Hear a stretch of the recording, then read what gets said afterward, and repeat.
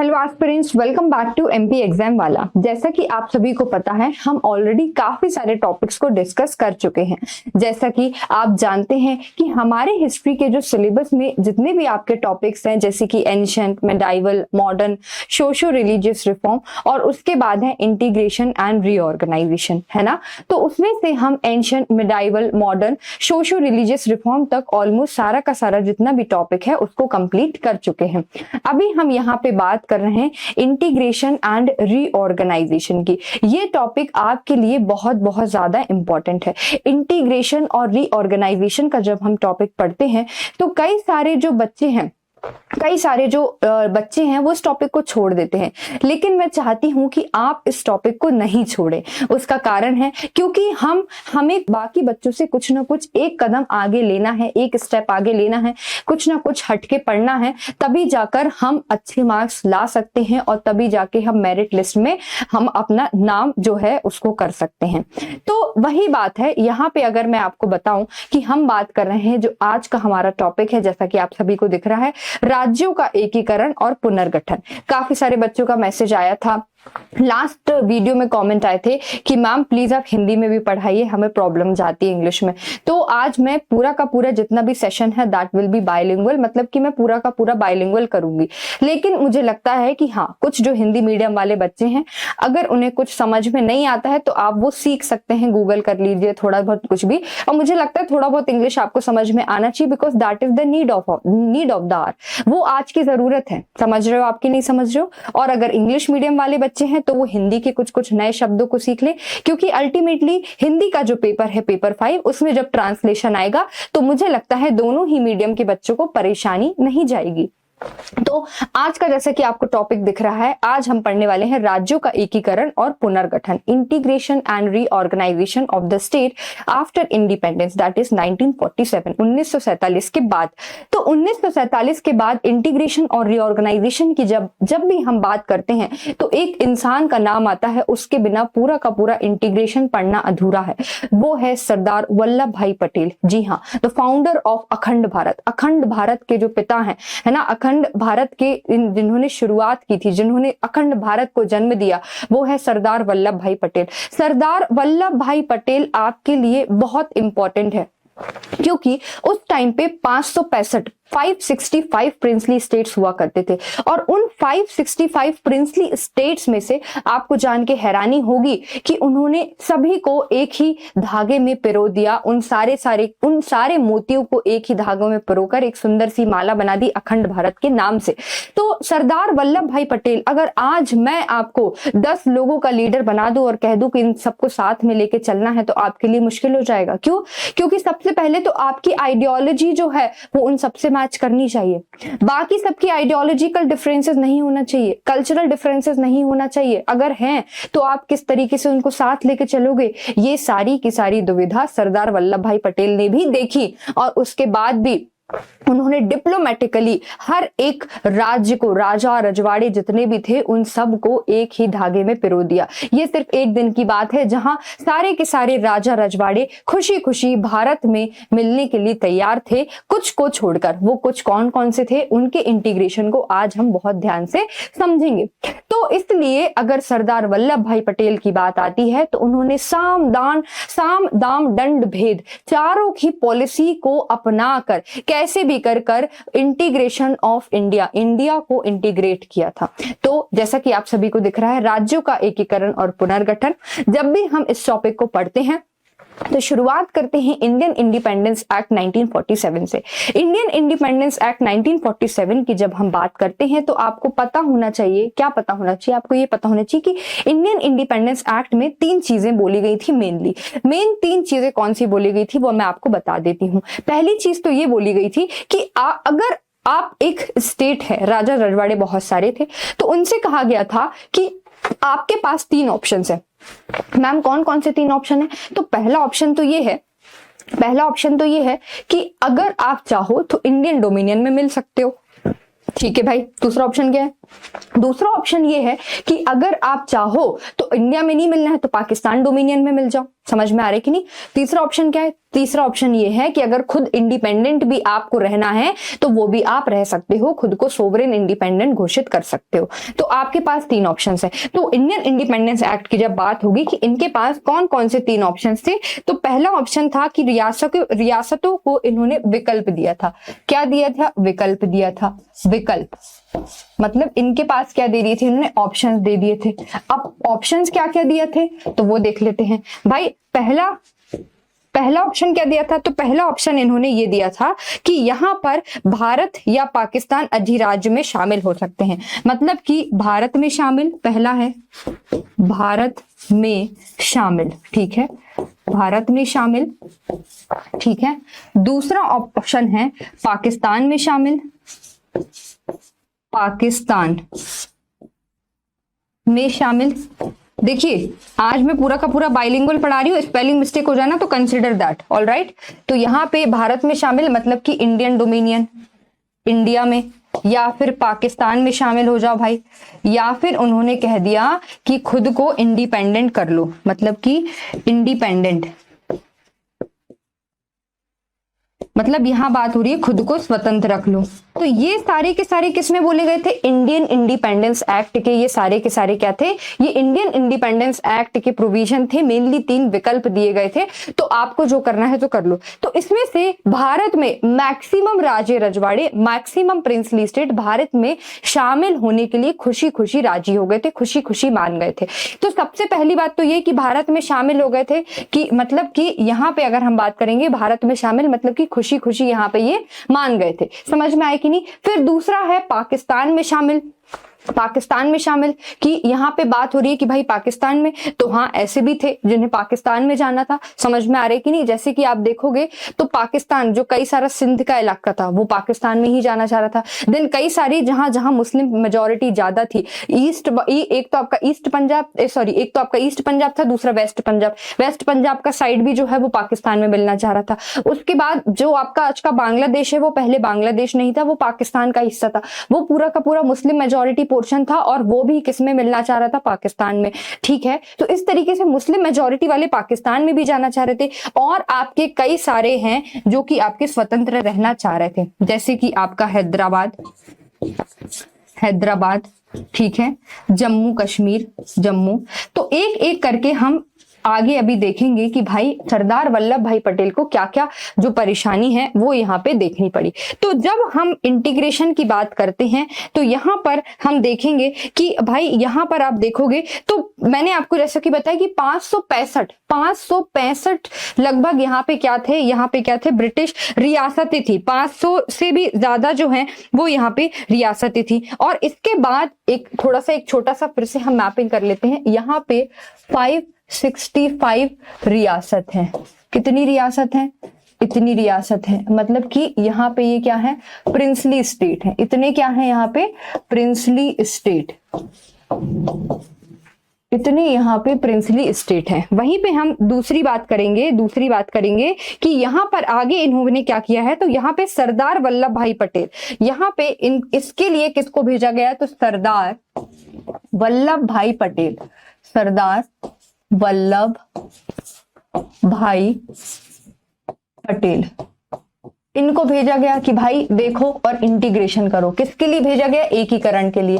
अब यहाँ पे एक और प्रीलिम्स में क्वेश्चन पूछा जाता है कि भाई इन्होंने जो एकीकरण किया था वो किसकी मदद से किया था? तो उसका नाम आपको याद होना चाहिए, वीपी मेनन। क्या नाम है उनका? वीपी मेनन। वीपी मेनन जो है वो उनका नाम है। वीपी मेनन को यहाँ पे भेजा गया था कि भाई वीपी मेनन जी इनकी मदद करिए और सरदार वल्लभ भाई पटेल के साथ आप यहाँ पे उनकी सहायता करके एकीकरण का जो काम है, भारत का एकीकरण का काम, उसको आप यहाँ पे संभालेंगे। फिर इन्होंने लगभग हर संभव प्रयास किया, दोनों ने संभव प्रयास, है ना। आप कह सकते हो कि सारे के सारे इन्होंने यहाँ पे एफर्ट्स को डाल दिए, सारे एफर्ट्स डाल दिए कि भैया किसी भी तरीके से एकीकरण हो पाए। और यहाँ पर सबसे पहली बात आती है किसकी? प्रीवी पर्स की। किसकी बात होती है? प्रीवी पर्स। मैं यहाँ पे लिख देती हूं प्रीवी पर्स। ठीक है, जब प्रीवी पर्स की बात करते हैं तो भाई आखिरकार ये प्रीवी पर्स क्या है? प्रीवी पर्स मतलब की है कि एक तरीके का भुगतान जो कि शाही परिवार को दिया जाता था ताकि वो भारत में विलय कर ले। तो मैं यहाँ पे लिख देती हूँ, ये एक तरीके का एक भुगतान था, एक भुगतान जो कि शाही परिवार को देते थे। किसको दिया गया था? जो कि शाही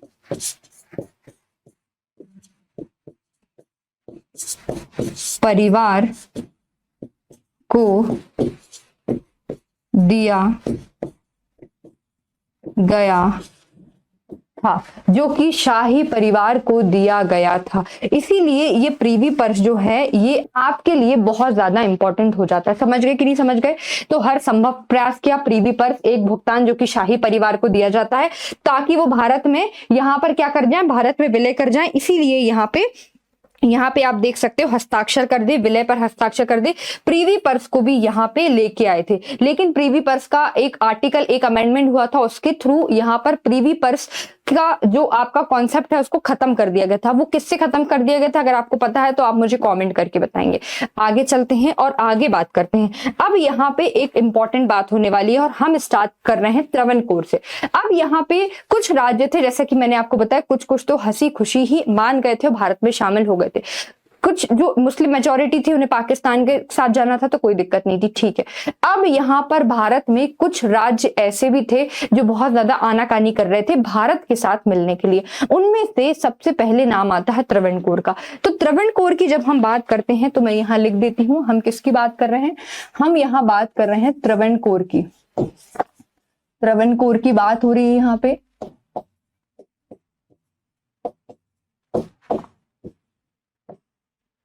किसकी बात हो रही है यहाँ पे? त्रावणकोर की। त्रावणकोर की यहाँ पे बात हो रही है। त्रावणकोर की जब हम यहाँ पे बात करेंगे तब यहाँ पे हम देखेंगे कि आखिरकार त्रावणकोर भारत में कहाँ आ रहा है। तो भाई त्रावणकोर जो है वो भारत के इस वाले इलाके में आता है। ठीक है, ये जो है ये आपका त्रावणकोर का हिस्सा है। त्रावणकोर का ये क्या है? हिस्सा है त्रावणकोर का। ठीक है, अब यहाँ पे क्या है, ऐसा कहते हैं कि भाई जो आपका त्रावणकोर है, त्रावणकोर का कहना था कि भाई हम इंडिया में शामिल नहीं होंगे। इन्होंने रिफ्यूज कर दिया था। सबसे पहली बात तो त्रावणकोर की आपको ये पता होना चाहिए कि सबसे पहला पॉइंट तो ये कि ये एक तटीय राज्य था। तटीय राज्य, ठीक है, तटीय राज्य था। इसका मतलब है ये एक कोस्टल स्टेट था। क्या था?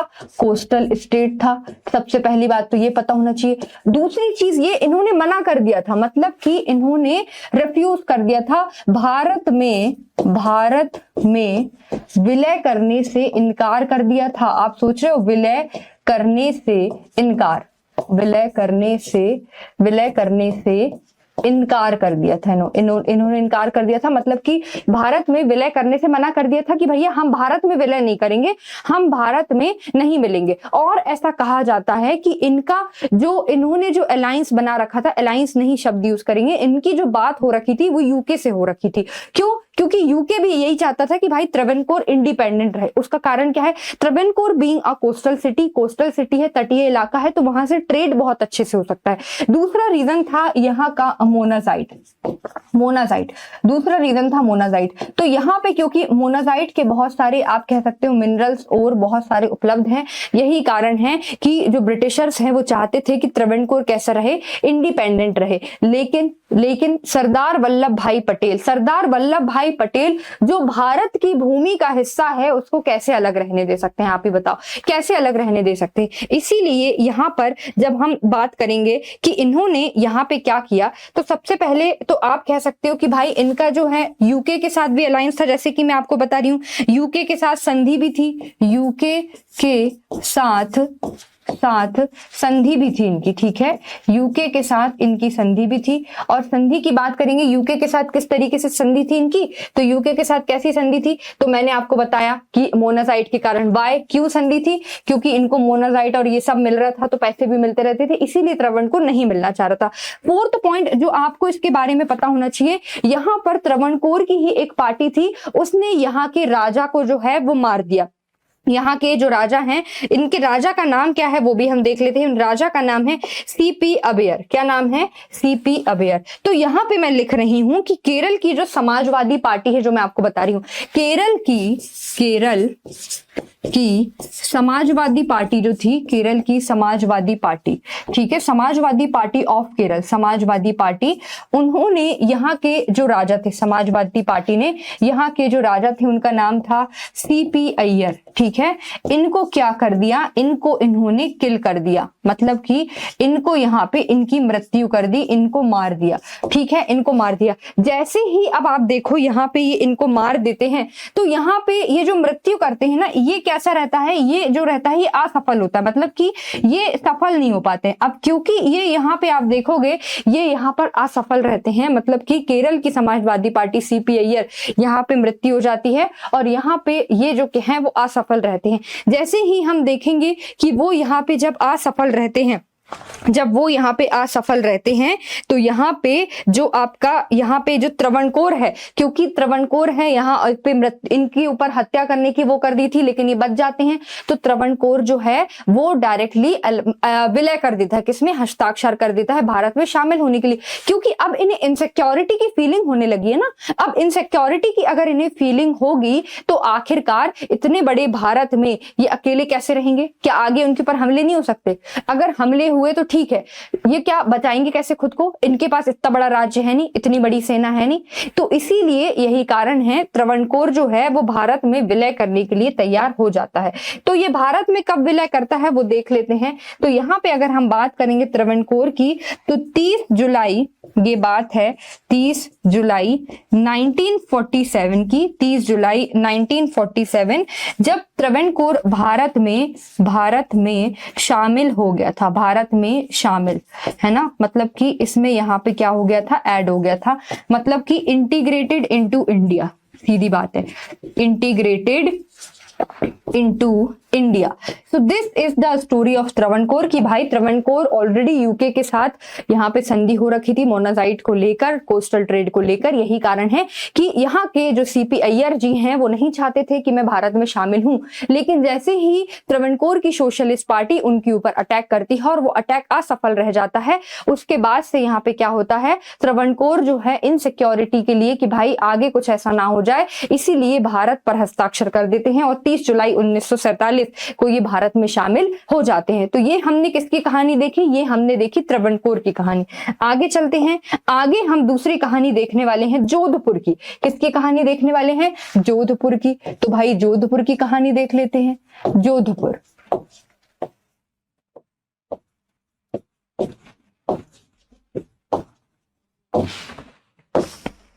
जोधपुर की कहानी देखेंगे। जब जोधपुर की कहानी देखेंगे तो आप यहाँ पे जोधपुर में एक चीज देखेंगे, वो चीज ये है कि यहाँ पे ये जो रियासत थी, सबसे पहली बात तो ये रियासत राजपूत रियासत थी, जनसंख्या भी हिंदू ज्यादा थी और राजा भी हिंदू था, उसमें कोई दिक्कत नहीं थी, ठीक है। मैंने क्या बोला? जोधपुर एक हिंदू रियासत थी, राजा भी हिंदू था और यहाँ पे प्रजा भी, मेजोरिटी जो थी वो हिंदू की थी। दिक्कत यहाँ पे ये आ रही थी कि यहाँ पे जो मोहम्मद अली जिन्ना है, मोहम्मद अली जिन्ना ने खाली पेपर जो है यहाँ के राजा, जोधपुर के राजा की अगर बात करेंगे कि इनके राजा कौन थे, तो उनका नाम था धनवंत सिंह। क्या नाम था? धनवंत सिंह। तो यहाँ पे मैं लिख देती हूं कि सबसे पहला पॉइंट तो ये कि जोधपुर की अगर बात करेंगे, जोधपुर की बात करेंगे तो सबसे पहला पॉइंट तो ये कि ये एक हिंदू राजपूत राज्य था। दूसरा पॉइंट तो ये होगा यहाँ पे कि यहाँ पे जनसंख्या जो थी वो किसकी ज्यादा थी? तो आप देखेंगे जनसंख्या की बात करूंगी, अगर मैं यहाँ पे जनसंख्या की बात करूंगी तो हिंदू जो थी, हिंदू जनसंख्या ज्यादा थी। वहीं पे यहाँ के जो राजा थे उनका नाम क्या था? धनवंत सिंह। धनवंत सिंह जो थे वो यहाँ के राजा थे, ठीक है, धनवंत सिंह जो कि एक हिंदू थे।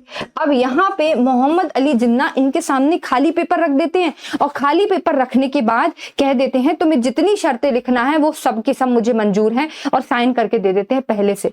तो यहाँ पे जब खाली पेपर किसी के सामने रखा जाएगा और बोलेंगे जितनी भी शर्तें हैं वो मुझे मंजूर है, तो क्या इंसान ललचाएगा? नहीं, बिल्कुल ललचाएगा। तो यहाँ पे जोधपुर का जो मन है, जो धनवंत सिंह का मन है, वो किसके पास चला जाता है? पाकिस्तान के पास। दूसरा कारण ये भी है कि यहाँ पे जो मोहम्मद अली जिन्ना है वो कराची पोर्ट को इनके लिए बिल्कुल फ्री कर देता है। किसके लिए? जोधपुर के लिए। बोले कराची पोर्ट बिल्कुल फ्री रहेगा। दूसरी चीज वो यहाँ पे ये बात करते हैं कि आर्म्स एंड अम्युनिशन का जो सप्लाई है वो भी बरकरार रहेगा, वो भी बढ़िया बना रहेगा। तो यहाँ पे मैं आपको बता देती हूँ, सेकेंड जो इंपॉर्टेंट पॉइंट है हमारा यही रहेगा कि यहाँ पे जो मोहम्मद अली जिन्ना है, ठीक है, यहाँ पे हम कह सकते हैं सेकंड पॉइंट यहाँ पे लिख लेते हैं कि राजा जो था वो अनुभवहीन था। अनुभवहीन मतलब कि ज्यादा एक्सपीरियंस नहीं था, एक्सपीरियंसलेस यहाँ पे लिख देती हूं मैं,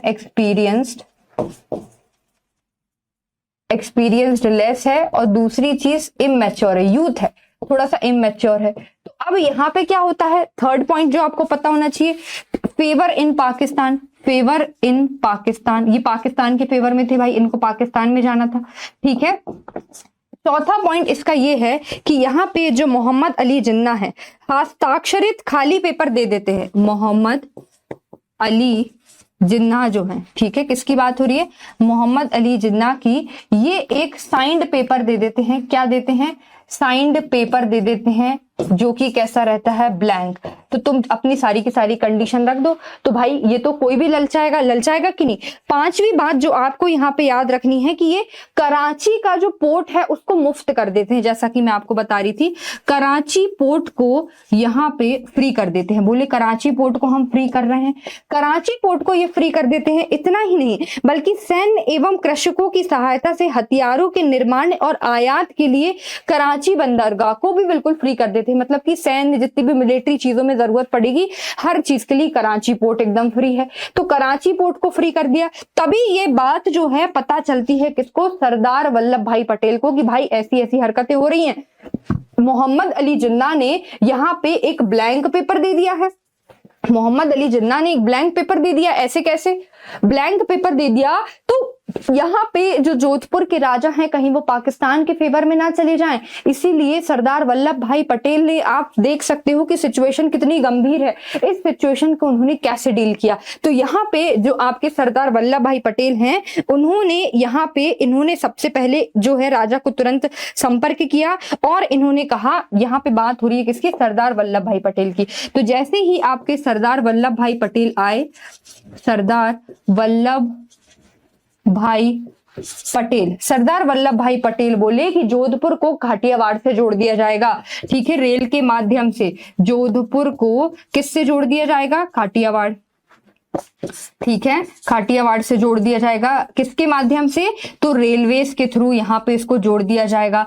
तो इस चीज से उसके बाद इन्होंने कहा कि भाई यहाँ पे हम आपको और भी सुविधाएं दे देंगे, प्रोटेक्शन दे देंगे, मिलिट्री में कभी जरूरत पड़ेगी तो वो भी दे देंगे, सिक्योर रखेंगे। उसके बाद इनसे ये भी कह दिया गया था कि यहाँ पर अगर हथियारों का आयात होता है, हथियारों का जो भी आयात होता है तो हम उसकी भी अनुमति आपको देंगे, उसकी भी अनुमति देंगे, उसकी भी आपको टेंशन लेने की जरूरत नहीं है।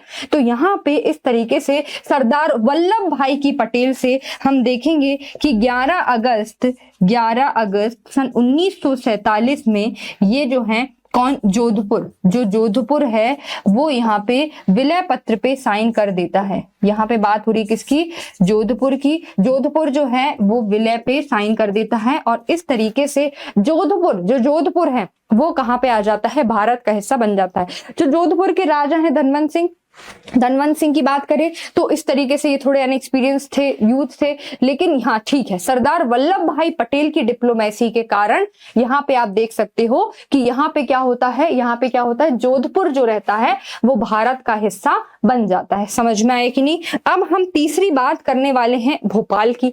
वेरी वेरी इंपॉर्टेंट, हम भोपाल की बात करने वाले हैं। भोपाल की हम बात करेंगे। भोपाल राज्य, है ना, भोपाल स्टेट की बात कर रहे हैं। भोपाल स्टेट की जब हम बात करेंगे तो आपको यहाँ पे पता होना चाहिए कि हम भोपाल की बात करेंगे तो भोपाल के इस टाइम पे जो नवाब थे, है ना, उनका नाम था हमीदुल्ला खां। हमीदुल्ला खां, अब जो भोपाल के नवाब थे हमीदुल्ला खां, ये ऑल इंडिया मुस्लिम लीग के बहुत ज्यादा करीब थे और कांग्रेस के खिलाफ थे।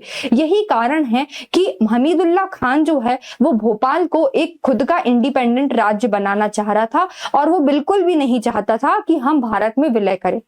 दूसरी दिक्कत यहाँ पे ये थी कि यहाँ पे जो राजा था वो तो मुस्लिम था, नवाब था, लेकिन हिंदू मेजॉरिटी थी, मतलब कि मेजॉरिटी किसकी थी, हिंदू की। तो भोपाल की अगर हम बात करेंगे तो पहला पॉइंट तो आपको यही पता होना चाहिए कि यहाँ पे नवाब कौन था, हमीदुल्ला खान,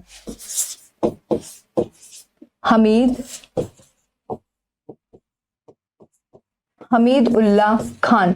और वहीं पे अगर हम बात करेंगे प्रजा कैसी थी, तो प्रजा जो थी वो आपकी हिंदू थी।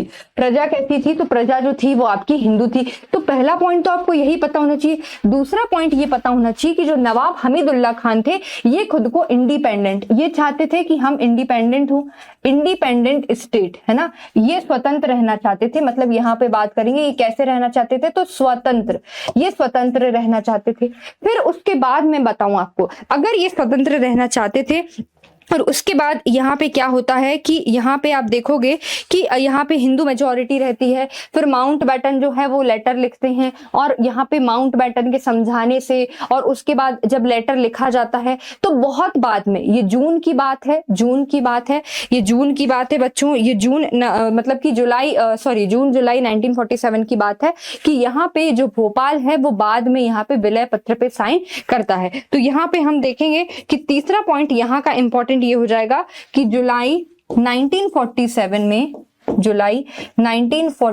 में ये विलय पत्र पे विलय करने के लिए मंजूरी दे देते हैं, मंजूरी दे देते हैं।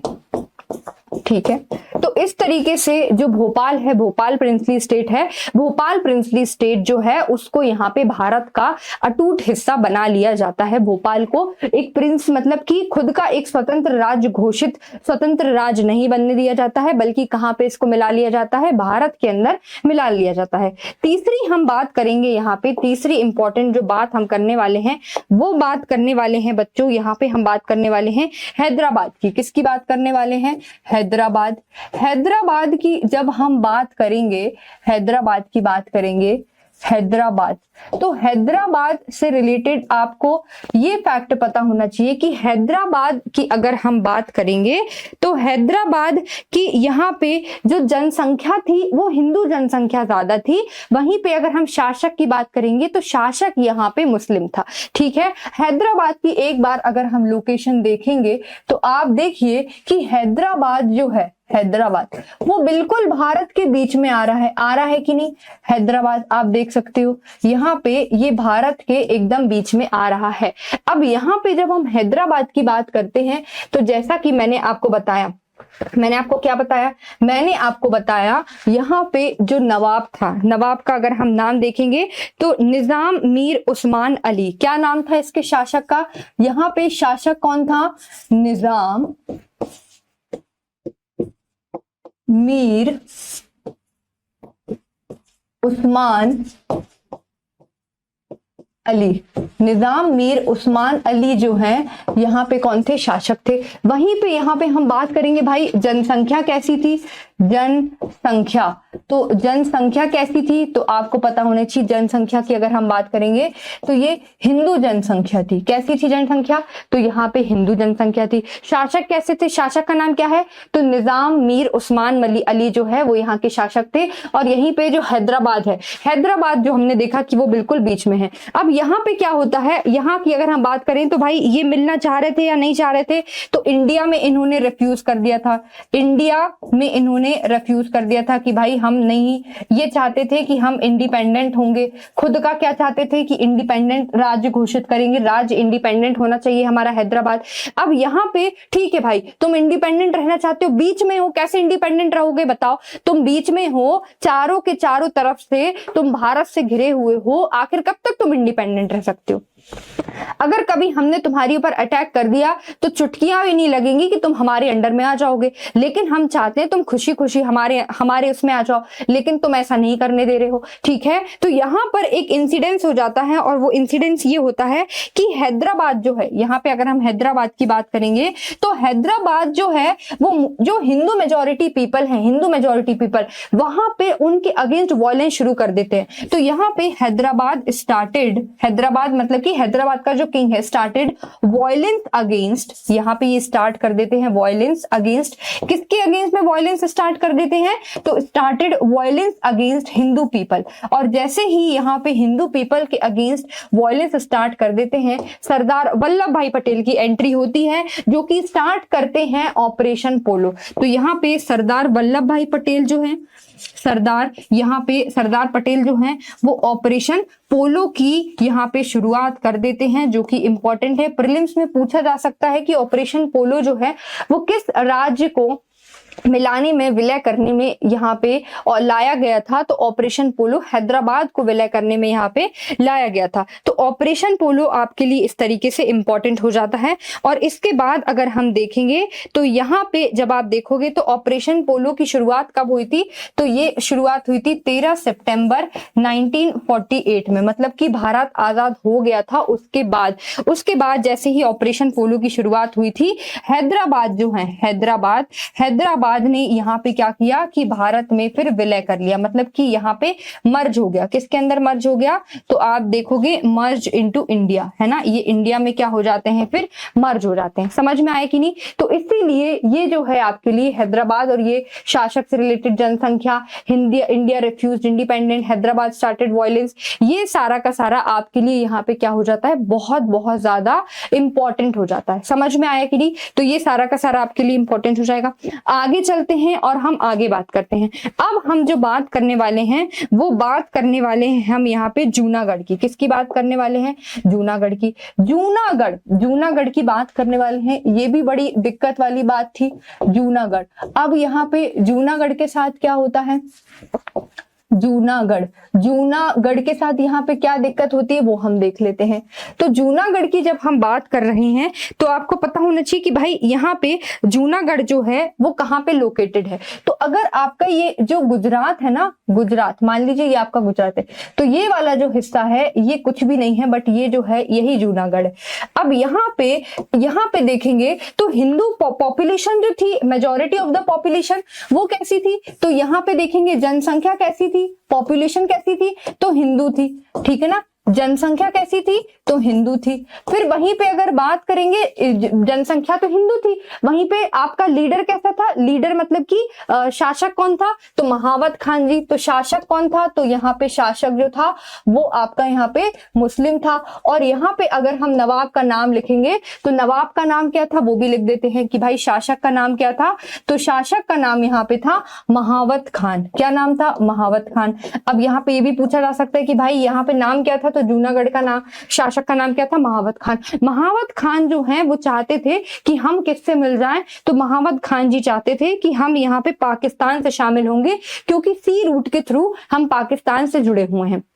ठीक है, अब यहाँ पे आप देख लो भाई जनसंख्या तो हिंदू है, हिंदू मेजोरिटी है। तुम्हारे चाहने ना चाहने से क्या होता है, क्या तुम्हारा पूरा का पूरा राज्य चाहता है कि पाकिस्तान में मिल जाए, बताओ, क्या पूरा का पूरा राज्य चाहता है कि पाकिस्तान में मिल जाए, हाँ या ना, या तुम अकेले के दम पे ही कह रहे हो कि भैया हम मिलना, अगर तुम्हें मिलना है तो तुम चले जाओ, लेकिन बाकी की प्रजा का क्या हुआ, अगर जब तक हम उसकी नहीं सुनेंगे तो तुम राजा किस काम के। समझ में आ रहा है कि नहीं। तो यहाँ पे बच्चों क्या होता है, यहाँ पे ये बोला जाता है कि जूनागढ़ जो है वो समुद्र से पाकिस्तान के थ्रू जो है वो जुड़ा रहता है। तो यहाँ पे अगर मैं बात करूंगी कि भाई यहाँ पे ये चाहते क्या थे, तो ये क्या चाहते थे, ये चाहते थे पाकिस्तान से जुड़े रहना, पाकिस्तान चाहते थे, है ना, पाकिस्तान में विलय चाहते थे, पाकिस्तान में विलय चाहते थे। रीजन क्या था, समुद्र से जुड़ा है, क्योंकि समुद्र से ये जुड़ा हुआ है, समुद्र से जुड़ा है क्योंकि, ठीक है ना, ये जो है ये आपका पूरा का पूरा जो है वो समुद्र से, दैट मीन्स जो आपका सी रूट है उससे यहाँ पे ये जुड़ा हुआ है,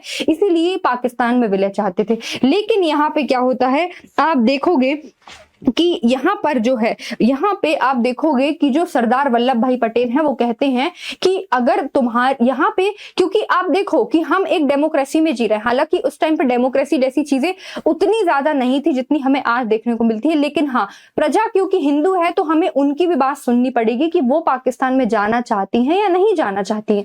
यही कारण है कि यहाँ पे अगर हम देखेंगे तो यहाँ पे प्लेबिसाइट जो है उसको यहाँ पे लिया गया, प्लेबिसाइट। तो प्लेबिसाइट की अगर हम बात करेंगे तो प्लेबिसाइट का यहाँ पे मतलब है जनमत संग्रह। क्या हुआ यहाँ पे? जनमत संग्रह। और जैसे ही यहाँ पे जनमत संग्रह हुआ, तो जनमत संग्रह हुआ, आप देखोगे कि जैसे ही प्लेबिसाइट हो रहा है, जनमत संग्रह हो रहा है, यहाँ पे क्या हो जाता है आगे जाके, यहाँ पे क्या हो जाता है जनमत संग्रह में, यहाँ पे आप देखोगे प्लेबिसाइट हुआ है, जनमत संग्रह हुआ है, और यहीं पे आप देखोगे कि यहाँ पे ये डिसाइड हो जाता है, क्या डिसाइड हो जाता है कि यहाँ पे फरवरी 1948 में यहाँ पे एक्सेशन टू इंडिया, मतलब कि इंडिया में यहाँ पे विलय इनका हो जाता है, कंप्लीटली विलय हो जाता है। तो ये कहानी थी किसकी? जूनागढ़ की, जिसमें कहा जाता है कि भाई ये जो आपके महावत खान थे ये फिर पाकिस्तान भाग गए थे, प्लेबिसाइड हो गया था भाई, लोग जो हैं वो भारत को चुनना चाह रहे थे, और इस तरीके से जो आपकी जूनागढ़ है वो भारत में उसका विलय होता है। किसके थ्रू? प्लेबिसाइड के थ्रू होता है, जनमत संग्रह के थ्रू। यहाँ पे आप कह सकते हो भारत में जूनागढ़ का इंटीग्रेशन होता है। आगे अगर हम बात करेंगे तो आगे जो इंपॉर्टेंट बात आपकी आती है वो आती है कश्मीर की। किसकी बात आती है? कश्मीर। तो मैं यहां लिख देती हूं कश्मीर। अब हम बात करने वाले हैं कश्मीर की, ठीक है, कश्मीर, जो कि आपके लिए अगेन बहुत ज्यादा इंपॉर्टेंट है, ठीक है। कश्मीर की हम बात करने वाले हैं। कश्मीर की अगर हम बात करेंगे तो आप सभी जानते हो, कश्मीर की अगर हम बात करेंगे तो कश्मीर में जो जनसंख्या है वो यहाँ मुस्लिम थी, राजा हिंदू था हरि सिंह, ठीक है। तो यहाँ पे एक चीज हम समझ लेते हैं भाई, ये मान लीजिए ये आपका कश्मीर वाला इलाका है, ठीक है। तो यहाँ पे जो अगर मैं बात करूंगी राजा की, जैसा कि मैंने आपको बताया, पहला पॉइंट तो ये कि यहाँ का जो राजा था वो कौन था? हरि सिंह, ठीक है। और यहाँ पे जो आपकी राजा था हरि सिंह, और वहीं पे बात करेंगे हम जनसंख्या कैसी थी, पॉपुलेशन कैसी थी, तो जो आपकी पॉपुलेशन थी वो कैसी थी, जनसंख्या कैसी थी, तो यहाँ जनसंख्या थी वो आपकी मेजॉरिटी कैसी थी उसकी?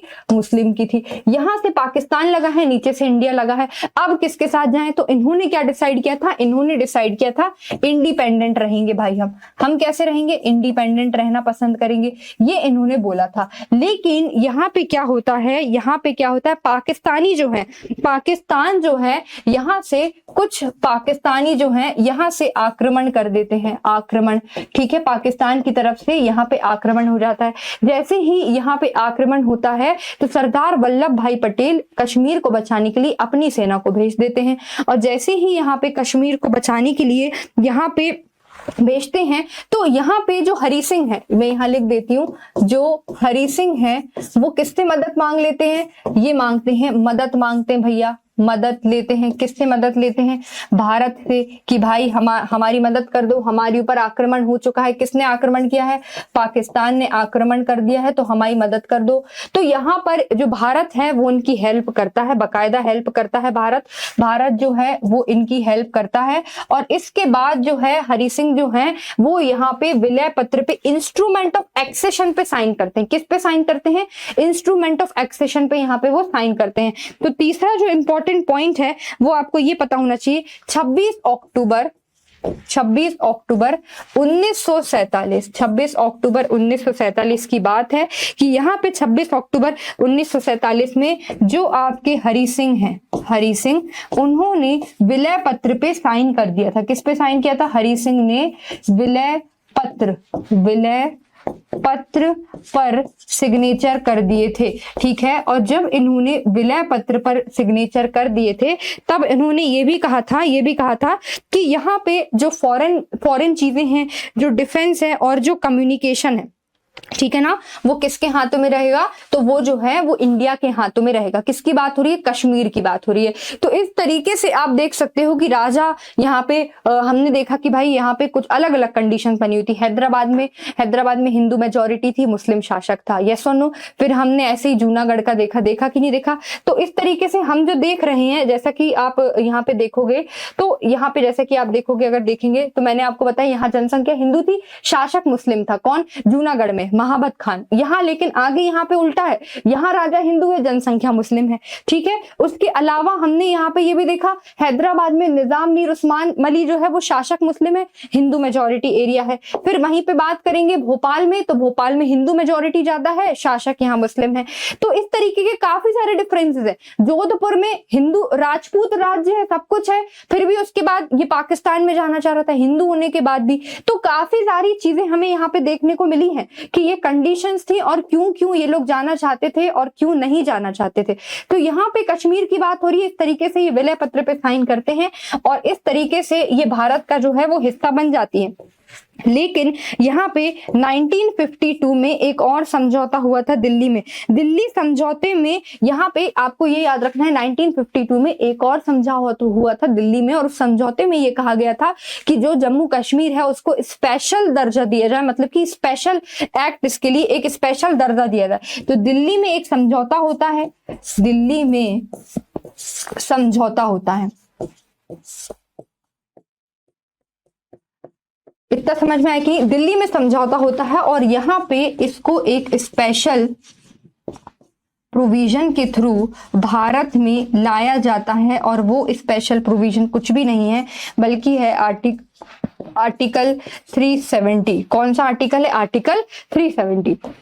1952 की ये बात हो रही है, समझ में आए कि नहीं। उसके बाद अगर हम बात करेंगे कि यहाँ पर आप देखोगे तो 5 अगस्त 2019 की बात है, 5 अगस्त 2019 की बात है। 5 अगस्त 2019 की बात क्या है कि यहाँ पे जो आर्टिकल 370 है, आर्टिकल 370, उसे यहाँ पे खत्म कर दिया गया था केंद्र सरकार द्वारा। और आप देखोगे तो जम्मू और लद्दाख दो यहाँ पे दो अलग अलग यूनियन टेरिटरी बना दी गई थी। तो आप यहाँ पे कह सकते हो कि स्पेशल जो स्टेटस दिया गया था वो अब नहीं रहा, स्पेशल स्टेटस जो है वो नहीं रहा। 5 अगस्त 2019 को स्पेशल एक्ट, जो स्पेशल स्टेटस दिया गया था आर्टिकल 370 के थ्रू, उसको बिल्कुल यहाँ पे क्या कर दिया गया है, खत्म कर दिया गया है। बिल्कुल ही एकदम यहाँ पे क्या कर दिया गया है, खत्म कर दिया गया है। और इस तरीके से हम कह सकते हैं कि यहाँ पे जो कश्मीर है उसको 2 हिस्सों में डिवाइड किया गया। किस में किया गया, तो आपका एक तो किया गया कश्मीर में और दूसरा लद्दाख में। उसके अलावा आप देखो कि आज क्योंकि आर्टिकल 370 को खत्म कर दिया गया है और कश्मीर को स्पेशल स्टेटस से हटा दिया गया है, तो कश्मीर में काफी ज्यादा डेवलपमेंट हमें देखने को मिला है। और specially in the field of tourism की फील्ड में हमें बहुत ज्यादा कश्मीर में डेवलपमेंट देखने को मिला है। हालांकि भारत सरकार के जितने भी आपके स्टेप्स हैं वो अभी भी लिए जा रहे हैं ताकि कश्मीर को हम और डेवलप कर सकें। जैसा कि आप देख रहे हो कि कश्मीर में जिस तरीके से अभी क्या है डेवलपमेंट चल रहा है, कश्मीर में जिस तरीके से डेवलपमेंट चल रहा है, तो आप देखोगे कि कश्मीर में आप जिस तरीके से डेवलप कर रहे हो, तो उस तरीके से देखा जाएगा तो जितने भी लोग किसी गलत चीज में भी जाना चाहेंगे तो वो देखेंगे कि भाई टूरिज्म बढ़ रहा है तो ऑटो रिक्शा चला लेंगे, कोई छोटी मोटी दुकान खोल लेंगे, कुछ बिजनेस करने लगेंगे। तो यहाँ पे आप देख सकते हो कि ट्रेन की कनेक्टिविटी, काफी ज्यादा डेवलपमेंट हमें जम्मू कश्मीर में देखने को मिला है जब से ये जो आर्टिकल 370 है वो अबॉलिश हुआ है। हालांकि ये डिबेटेबल टॉपिक भी है लेकिन हमें अभी उसमें इतने डीप में नहीं जाना है। ठीक है, अब हम शुरुआत करने वाले हैं भारत के जो राज्य हैं उनका पुनर्गठन, की आखिरकार उनका पुनर्गठन कैसे हुआ। तो टिल नाउ अभी तक हमने क्या देखा, अभी तक हमने देखा कि आखिरकार जब स्वतंत्रता हो रही थी 1947, उस टाइम पे जो राज्य का एकीकरण चल रहा था, दैट मींस इंटीग्रेशन चल रहा था, उसमें सरदार वल्लभ भाई पटेल का क्या रोल रहा। सरदार वल्लभ भाई पटेल ने अपने डिप्लोमेटिक माइंड के थ्रू, अपनी डिप्लोमेसी के थ्रू उन्होंने किस तरीके से आप कह सकते हो एक एक करके सारे राज्यों को भारत में मिला दिया और एक भारत श्रेष्ठ भारत की कहानी शुरू हो गई। लेकिन अब उससे भी ज्यादा इंपॉर्टेंट बात आती है राज्यों को को तो हमने जितने भी राज्य रजवाड़े थे, प्रिंसली स्टेट्स थे, उनको तो हमने मिला दिया। लेकिन अब जब हम देखते हैं आजाद भारत की तस्वीर तो वहां कई सारे राज्य होते हैं, कई सारे राज्य होते हैं।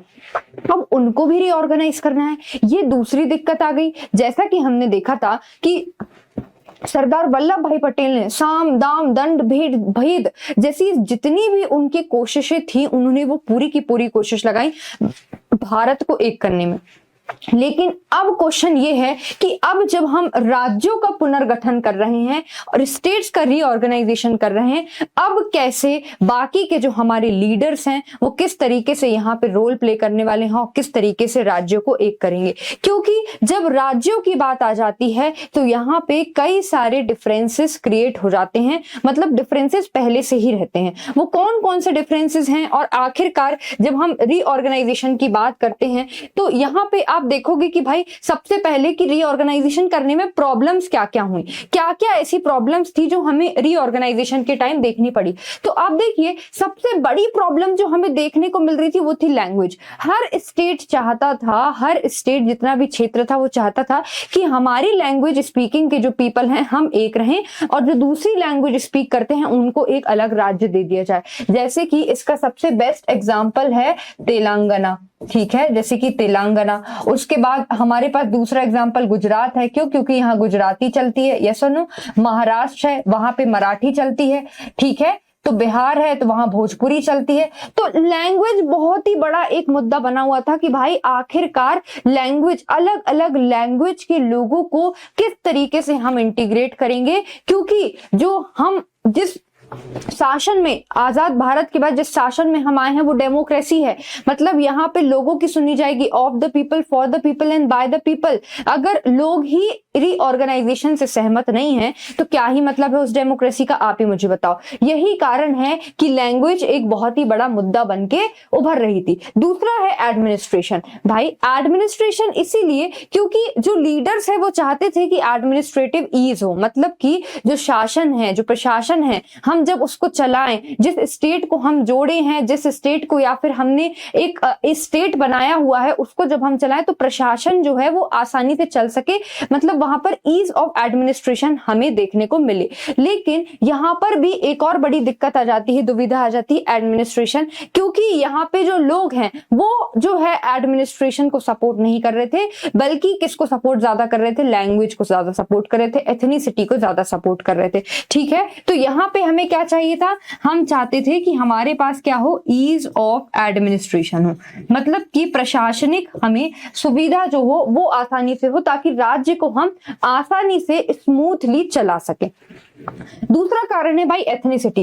एथनिसिटी मतलब होता है कि ऐसा group of people, a group of people, एक ऐसा समूह जो एक पर्टिकुलर बिलीफ को, पर्टिकुलर कस्टम को, पर्टिकुलर कल्चर को, पर्टिकुलर ट्रेडिशन को फॉलो करता हो, उसको हम बोलते हैं एथनिसिटी।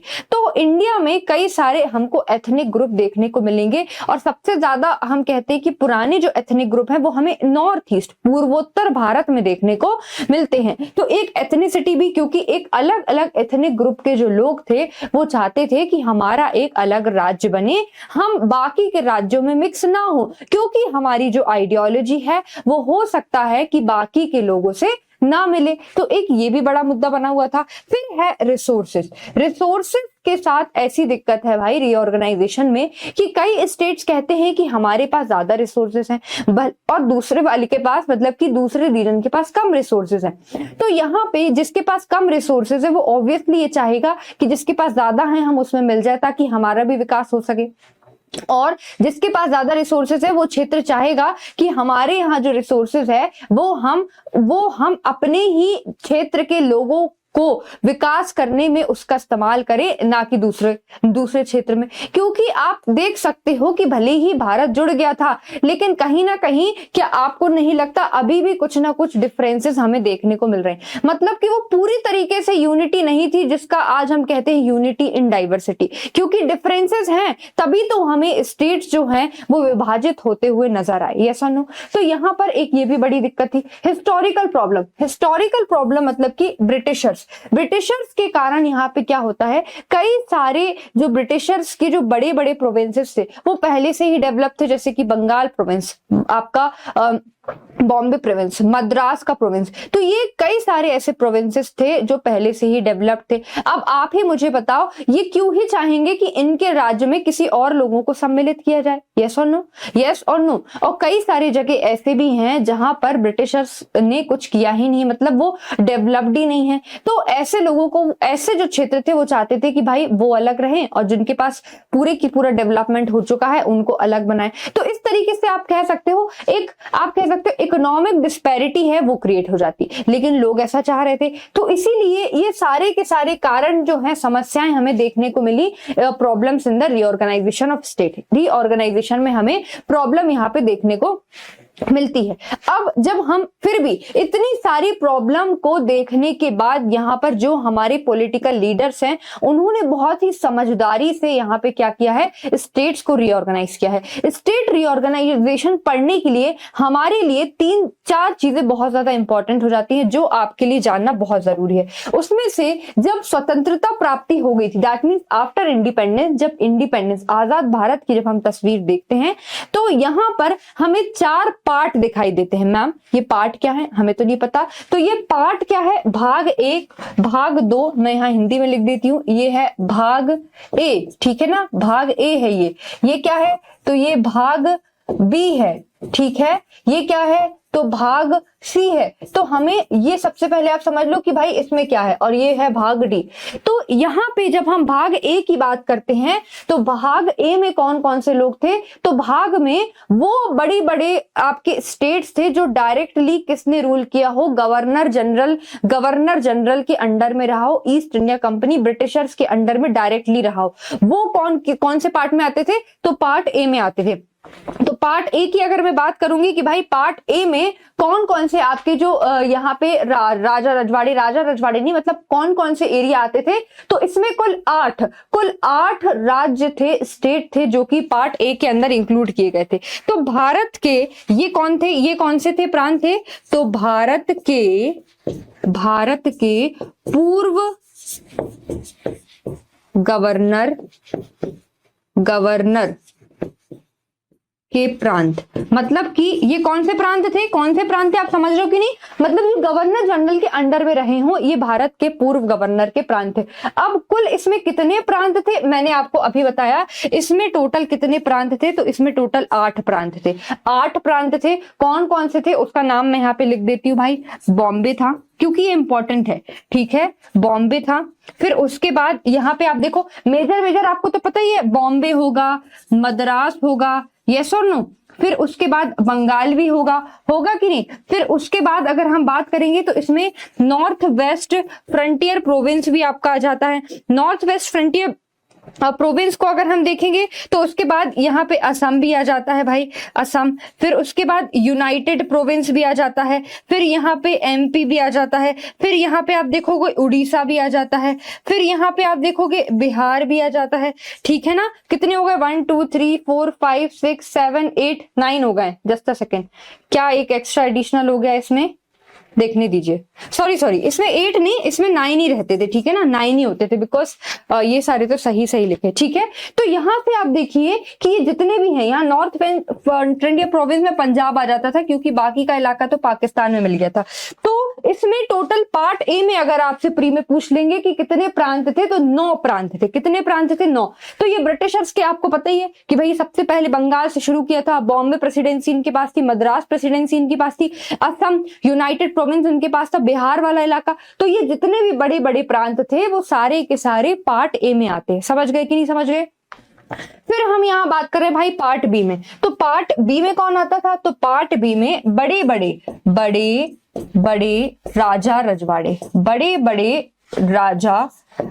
रजवाड़े लिख देती हूँ मैं, है ना। बड़े बड़े रजवाड़े जो थे वो पार्ट बी में आते थे। अब बड़े बड़े जो अगर रजवाड़े की बात करेंगे तो यहाँ पे आपका जैसे कि Bhopal state, Mysore state, Hyderabad state, ये बड़े बड़े हैं, बहुत ही बड़े बड़े जो राज्य हैं। जैसे कि मैं यहाँ पे उदाहरण के लिए लिख देती हूँ हैदराबाद जो है वो बहुत ही बड़ा है। समझ में आया कि नहीं। फिर पार्ट सी में कौन कौन से आते थे भाई, छोटे छोटे रजवाड़े, छोटे छोटे रजवाड़े। अब छोटे छोटे रजवाड़े का एग्जांपल आप कौन सा दे सकते हो, जैसे कि मैंने आपको बताया ना, मैंने आपको बताया था इसका हैदराबाद है, मैसूर है, छोटे छोटे राजे रजवाड़े में भोपाल आ जाता है। और भोपाल आपके लिए एमपीपीएससी में पूछा जाता है कि भाई भोपाल कौन से स्टेट, कौन से उसका पार्ट था, तो पार्ट सी का था। आई थिंक मैंने बी में भोपाल बोल दिया था, वो धोखे से बोल दिया था क्योंकि मैं मैसूर और हैदराबाद का नाम ले रही थी, तो थोड़ा, तो यहाँ पे भोपाल आ जाता है आपका पार्ट सी में। पार्ट सी में कौन सा जाता है, भोपाल आ जाता है। मैम और क्या आते हैं, तो भाई आपका विंध्य प्रदेश, ठीक है, विंध्य प्रदेश आ जाता है। फिर अजमेर जो है वो भी इसी में आता है। तो ये कुछ कुछ आपके छोटे छोटे राजे रजवाड़े थे जो इसके अंदर आते हैं। वहीं बात करेंगे पार्ट डी में, तो पार्ट डी में एक्सक्लूसिवली अंडमान निकोबार को रखा गया था। किसको रखा गया था, तो मैं यहां पे लिख देती हूं अंडमान एंड निकोबार, ठीक है, अंडमान एंड निकोबार। अंडमान एंड निकोबार जो है इसको यहाँ पे रखा गया था, किसमें, पार्ट डी में। तो इस तरीके से यहाँ पे पार्ट्स का डिवीजन होता है स्टेट रिऑर्गन। तो अब हमारे पास इतनी बड़ी तस्वीर है आजाद भारत की कि भाई पार्ट ए में ये है, पार्ट बी में ये है, पार्ट सी में ये है, पार्ट डी में। अब हमें यहाँ पे क्या करना है भैया, मर्जिंग करनी है। या तो इधर से इधर इनको उठा के जोड़ेंगे, इधर से इधर उनको उठा के जोड़ेंगे, और इस तरीके से हम राज्य को क्रिएट करेंगे। वो भी बहुत बड़ी बात थी, मतलब कि इसमें भी दिमाग लगाना एक बहुत ही बड़ा मुद्दा था, बहुत बड़ी समस्या थी, मैं आपको बता दूं। तो यहाँ पे सबसे पहले तो आपको ये क्लियर हो गया होगा कि भाई कौन कौन से पार्ट में क्या क्या इंक्लूडेड है। पूछ लेंगे पेपर में, भोपाल किस में आता है, तो पार्ट सी में आता है। बड़े बड़े जो राजे रजवाड़े हैं वो पार्ट बी में आते हैं, जैसे कि आपका हैदराबाद, मैसूर, ठीक है। और जो भारत गवर्नर जनरल के डायरेक्ट अंडर में थे, Bombay, Madras, Bengal, Assam, UP, united province है ना, ये सारे के सारे किस में आते हैं, पार्ट ए में आते हैं। मुझे लगता है अभी तक आपको समझ में आ गया होगा कि इस आपका इंडिपेंडेंस के बाद ये जो भाग मैं पढ़ा रही हूँ, पार्ट में पढ़ा रही हूँ, इसमें क्या क्या चीजें आती हैं और कौन कौन इंक्लूडेड होता है, ठीक है। अब हम आगे चलते हैं। जैसा कि हमने समस्याएं पहले से देख ली हैं, अब यहाँ पे आप देखो, जब हम समस्याएं डिस्कस करते हैं तो यहाँ पे कई सारे ऐसे थे कि यहाँ पर आप देखोगे कि अलग अलग राज्य बनना चाहते थे। और मैं आपको बताता हूं आज भी वही स्थिति है, बहुत सारे राज्य ऐसे हैं जो कि क्या है, अलग होना चाहते हैं। तो उसमें से कुछ कुछ राज्य को हम देख लेते हैं भाई, कौन कौन ऐसे राज्य हैं जो कि अलग होना चाहते हैं। तो उसमें से आपका सबसे पहले तो नाम आता है किसका, यहाँ पे जब हम देखते हैं कि कौन कौन अलग राज्य बनना चाहता था, तो यहाँ पे एक नाम आता है बोडोलैंड। किसका नाम आता है, किसका नाम मैं कह रही हूं, बोडोलैंड का नाम मैं कह रही हूं, बोडोलैंड, ठीक है।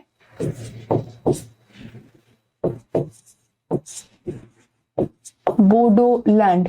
अब आपको यहां पे समझना पड़ेगा, बोडो एक जनजाति है, असम के अंदर है, और वो चाहती है कि हमारे जो कल्चर है, हमारा जो ट्रेडिशन है, उसमें किसी भी तरीके का हस्तक्षेप ना हो, इंटरफेरेंस ना हो। इसीलिए हमारी एक बोडोलैंड करके टेरिटरी अलग कर दो, मतलब कि हमारे लिए एक हिस्सा बिल्कुल अलग कर दो, अलग राज्य बना दो। तो यहाँ पे एक डिमांड होती है, एक क्षेत्र है बोडोलैंड, और ये कहते हैं, बोडो जनजातियों का है, कहते हैं कि बोडोलैंड मतलब एक हमारा अलग लैंड बना दो। और ये किसमें से अलग होना चाहते हैं, किसमें से अलग होना चाहते हैं, तो ये असम में से अलग होना चाहते हैं, असम में से। और यही कारण है कि बोडोलैंड टेरिटोरियल काउंसिल जो है वो किसके साथ साइन हो गया था, तो वो असम के साथ जो है वो साइन हो गया था। मैं यहाँ पे लिख देती हूं, बोडोलैंड टेरिटोरियल काउंसिल, ठीक है। ये जो है ये असम के साथ इन्होंने साइन कर लिया था। और इस तरीके से यहाँ पे बोडो को स्पेशल जो है कुछ राइट्स दे रखे हैं, उनके को स्पेशल प्रिविलेजेस दे रखे हैं। तो इस तरीके से जो भारत सरकार है, जो भारत है, वो क्या करती है, नेगोशिएट करती है, ताकि भारत जो है एक भारत श्रेष्ठ भारत बना रहे। समझ में आ रही कि नहीं। दूसरे और भी कई सारे एग्जाम्पल हैं, जैसे कि अगर हम दूसरे एग्जाम्पल की बात करेंगे तो आपका आ जाता है विदर्भ। जी हाँ, विदर्भ की बात कर रही हूं मैं। और विदर्भ जो है ये अपने आप को किससे, महाराष्ट्र से अलग करना चाहता है। और इसमें किस किस लोगों को यहाँ पे लेना चाहता है, तो यहाँ पे ये इंक्लूड करना चाहता है नागपुर को प्लस अमरावती को। अमरावती ये चाहता है कि भाई हमारा जो इतना रीजन है ये अलग कर दो। लेकिन हम ऐसा नहीं कर सकते, इतना ही नहीं, और भी अगर मैं आगे बात करूंगी कि विदर्भ नहीं, अगर यहाँ पे अगर मैं बात कर लूं आगे और कौन सी, तो एक है आपकी गोरखा लैंड। कौन सी लैंड है, गोरखा लैंड। अब ये जो गोरखा लैंड है, जब मैं गोरखा लैंड की बात करूंगी तो ये जो गोरखा लैंड है ये कुछ भी नहीं है एक्चुअली। ये गोरखास जो है ये नेपाली पीपल है, गोरखास नेपाली पीपल है। और ये जो गोरखा है ये चाहते हैं कि जो आपके दार्जिलिंग हिल्स है वो वाला जो हिस्सा है वो जो है इनको दे दिया जाए। तो इनकी नजर किस पे है? तो इनकी नजर है दार्जिलिंग हिल्स पे, ठीक है। और ये गोरखास कौन है? तो ये नेपाली है, कुछ जिनको अलग चाहिए। तो ये बेसिकली नेपाली है और जिन्हें अपना गोरखा लैंड जो है ये अलग चाहिए। तो आप देख सकते हो कि हमारे पास एक नहीं कई सारे ऐसे आप देख सकते हो एविडेंसेस हैं, कई सारे ऐसे हैं जो अभी भी अलग मांग कर रहे हैं कि हमें अलग होना है। समझ में आ रहा है कि नहीं? उसके बाद हम और भी डिस्कस कर लेते भाई और कौन कौन से आपके इस तरीके से राज्य हैं। तो आप देखोगे कि एक तो आपका है पूर्वांचल, एक तो है आपका पूर्वांचल। पूर्वांचल की अगर मैं बात करूं तो जितना भी अवधि रीजन है, अवध का रीजन, भोजपुरी का रीजन और बघेलखंड का रीजन, ये जितना भी है ये पूरा पूर्वांचल में ये लोग अलग मिलाना चाहते हैं। तो ये आपका पूर्वांचल हो गया। इतना ही नहीं, बुंदेलखंड, बुंदेलखंड जो है वो भी अलग स्टेट मांग करता है कि हमें अलग कर दिया जाए क्योंकि हम बुंदेली स्पीकिंग पीपल हैं, हमारा कल्चर थोड़ा सा अलग है। ये ऐसा किसका मानना है? बुंदेलखंडों का, बुंदेलखंड में रहने वालों का मानना है क्योंकि उनकी हिस्टोरिकल जो आप कह सकते हो हिस्ट्री है वो बुंदेलों से रिलेटेड है। उनका खुद का एक इतिहास है, उनकी खुद की एक बोली है, संरचना है, इसलिए वो चाहते हैं कि बुंदेलखंड को भी क्या कर दिया जाए? अलग कर दिया जाए। इतना ही नहीं, और अगर हम बात करेंगे तो एक आपके यहाँ पे बात आती है हरित प्रदेश की। हरित प्रदेश की मांग हो रही है भैया कि हरित प्रदेश, हरित प्रदेश क्या है? हरित प्रदेश कुछ भी नहीं, उत्तर प्रदेश का जो उपजाऊ इलाका है, उत्तर प्रदेश में जितना भी आपका आप कह सकते हो फर्टाइल वाला लैंड है उसको वो चाहते हैं कि भैया अलग कर दो और हमें दे दो। तो यहाँ पे बात हो रही है हरित प्रदेश की। तो ये आपका क्या है? हरित प्रदेश, जो कि किसमें से निकलना चाह रहा है? तो जो आपका निकलना चाह रहा है उत्तर प्रदेश में से। इतना ही नहीं, अगर हम देखें तो सौराष्ट्र, सौराष्ट्र भी है, वो भी बिल्कुल अलग मांग करता है। तो यहाँ पे आप देख सकते हो कितने सारे यहाँ पे क्षेत्र हैं जो राज्य हैं वो अलग बनना चाहते हैं। हमारे पास एक और पुराना भी एग्जांपल है किसका? तेलंगाना। तेलंगाना जो कि हमें पता है 2014 में अलग हो गया है। आंध्र प्रदेश जो कि अलग हुआ भी था, यस और नो? आपको पता होगा 1953 में पोटी श्रीरामल्लू ने 56 डेज की हंगर स्ट्राइक करी थी, उसके बाद ही स्टेट रीऑर्गेनाइजेशन कमीशन को अपॉइंट किया गया था, यस और नो? तो इसीलिए हमारे पास अभी भी पुराने नहीं बल्कि प्रेजेंट सिनेरियो में भी कई सारे ऐसे क्षेत्र हैं जो अलग राज्य बनने की मांग रखते हैं। और आखिरकार भाई ये मांग रख क्यों रहे हैं? ये मांग रख क्यों रहे हैं? तो इस पे अगर हम डालेंगे कि भाई ये आखिरकार अलग क्यों होना चाह रहे हैं, तो अलग क्यों होना चाह रहे हैं? तो यहाँ पर है कंपटीशन फॉर रिसोर्सेज, मतलब कि कंपटीशन, एक तो आप कह सकते हो कि रिसोर्सेज के लिए कंपटीशन है, कंपटीशन फॉर रिसोर्सेज। भाई एक के पास ज्यादा रिसोर्सेज है, एक के पास कम है। वहीं पे सेंट्रल गवर्नमेंट का जो एलोकेशन है वो भी अलग अलग है। तो यही कारण है, एक तरीके से आप कह सकते हो कि रिसोर्सेज के लिए इनका कंपटीशन है। फिर उसके बाद ऐसा है गवर्नमेंट नेग्लिजेंस, मतलब कि आप ऐसा कह सकते हो फॉर एग्जांपल के लिए कि मान लीजिए बुंदेलखंड है, पूरे मध्य प्रदेश का ही तो हिस्सा है बुंदेलखंड, लेकिन अगर बुंदेलखंड वाले ये कहें कि सरकार जो है वो बुंदेलखंड पे ध्यान नहीं दे रही है, इसलिए हम चाहते हैं हमारा एक अलग राज्य बन जाए। अलग राज्य बनेगा तो हमारी अलग सरकार होगी, वो हमारे मुद्दों पे ध्यान दे सकती है, हमारे समस्याओं को सही तरीके से सुलझा सकती है, क्योंकि वो हमारी सॉइल से कनेक्ट हो सकती है।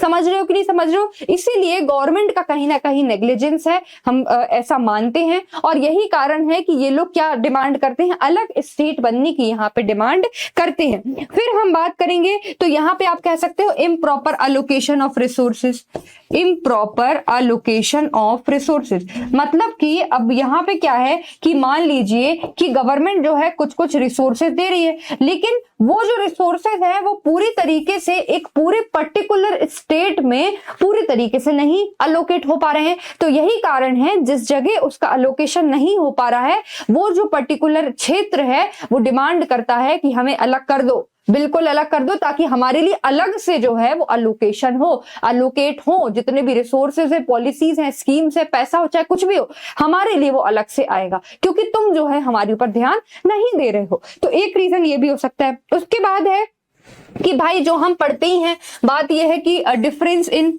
किस चीज में डिफरेंस, तो भैया डिफरेंस इन डिफरेंस इन बोली, मतलब कि आपका बोली कैसी है, फिर संस्कृति, दैट मीन्स आपका कल्चर कैसा है, ठीक है ना। फिर ये जो चीजें हैं सारी की सारी, तो ये जो हैं आपकी कहीं ना कहीं एक तरीके से अलग राज्य बनने की यहाँ पे मांग करती हैं, कि डिमांड करती हैं कि अलग राज्य क्यों होगा। उसके बाद अगर हम देखेंगे तो एक और आता है आपका son of the soil principal, son of the soil principal, ठीक है ना, son of the soil principal, एक तो ये भी आ जाता है आपका। और यही कारण है कि अलग अलग राज्य जो हैं वो डिमांड करते हैं, किसके लिए डिमांड करते हैं, अलग होने के लिए डिमांड करते हैं, ठीक है। तो वो कुछ अपने स्तर तक सही है, हालांकि जो सरकार को सही लगता है, पूरी की पूरी रिसर्च होने के बाद, पूरा का पूरा डायमेंशन को एक एक तरीके से झांकने के बाद, समझने के बाद सरकार का जो निर्णय होता है वो फिर हम पढ़ते ही है।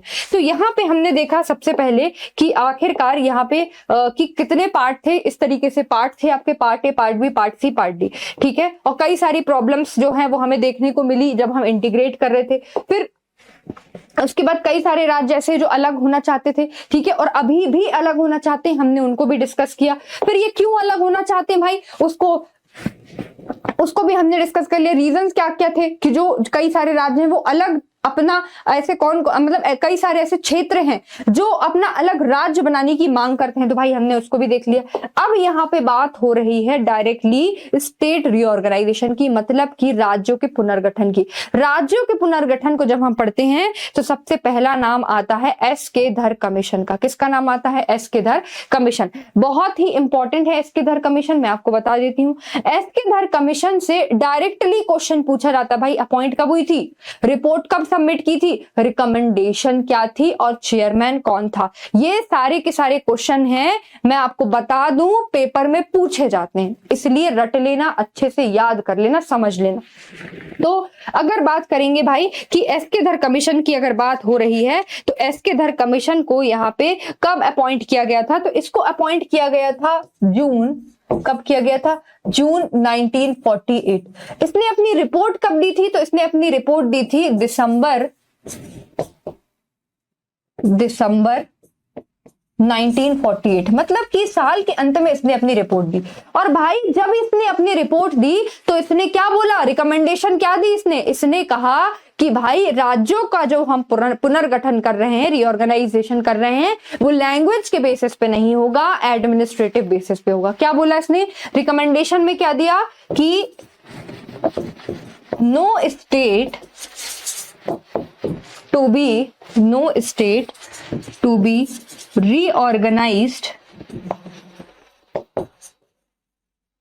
no state to be reorganized on basis of language। ठीक है, ठीक है। तो भाई कौन से बेसिस पे करेंगे, तो यहां पे है, उन्होंने बोला रीऑर्गेनाइजेशन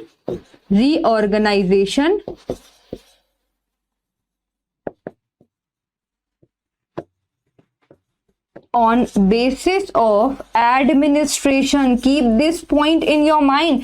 इन्होंने कहा कि भाई जो हम रीऑर्गेनाइजेशन कर रहे हैं वो एडमिनिस्ट्रेशन के बेसिस पे होगा, ना कि लैंग्वेज के बेसिस पे। तो ये जो है, ये हमारी एस के धर कमीशन जो है, एस के धर कमेटी है, उसका यहाँ पे अपॉइंटमेंट कब हुआ, रिपोर्ट कब सबमिट की, और क्या रिकमेंडेशन थी, ये बहुत ज्यादा इंपॉर्टेंट है। लेकिन अभी भी बात जो है वो अभी सुलझी नहीं है, बात सुलझी नहीं है। यहाँ पे क्या होता है, एस के धर कमीशन है भाई, इन्होंने कहा लैंग्वेज के बेसिस पे नहीं होगी, एडमिनिस्ट्रेशन के बेसिस पे होगी। लेकिन अभी भी क्या है कि मुद्दे चल रहे हैं भाई, डिमांड अभी भी हो रही है कि लैंग्वेज के बेसिस पे करो, अभी भी डिमांड यही हो रही है। तो यहाँ पे दूसरी कमेटी को यहाँ अपॉइंट किया जाता है और उसका नाम है जेवीपी कमेटी। क्या नाम है उसका? JVP committee. जब हम जेवीपी कमेटी की बात करते हैं कि इसको यहाँ पे कब अपॉइंट किया गया था, तो देखिए एस के धर कमेटी को कब अपॉइंट किया, एस के धर कमेटी ने अपनी लास्ट रिपोर्ट कब दी थी, दिसंबर 1948 में। उसी के बाद यहाँ पे इसको अपॉइंट कर दिया जाता है दिसंबर 1948। फिर बाद में ये जो अपनी रिपोर्ट है, ये अपनी रिपोर्ट कब देता है, तो ये आपको पता होना होना चाहिए अप्रैल। अप्रैल, अब 1948 तो खत्म, 1949, यस और नो। तो अप्रैल 1949 में ये अपनी रिपोर्ट दे देता है। कौन दे देता है? जेवीपी कमेटी, ठीक है ना। अब यहाँ पे सबसे इंपॉर्टेंट क्वेश्चन पूछा जाता है कि भाई जेवीपी कमेटी में मेंबर्स कौन कौन से थे? तो जे से जवाहरलाल नेहरू, वी से वल्लभ भाई पटेल, और आपका जेवीपी, पी से पट्टाभी सीतारमैया। ये तीनों के तीनों इंपॉर्टेंट मेंबर्स हैं जेवीपी कमेटी के, जो पेपर में पूछे जाते हैं, याद कर लेना।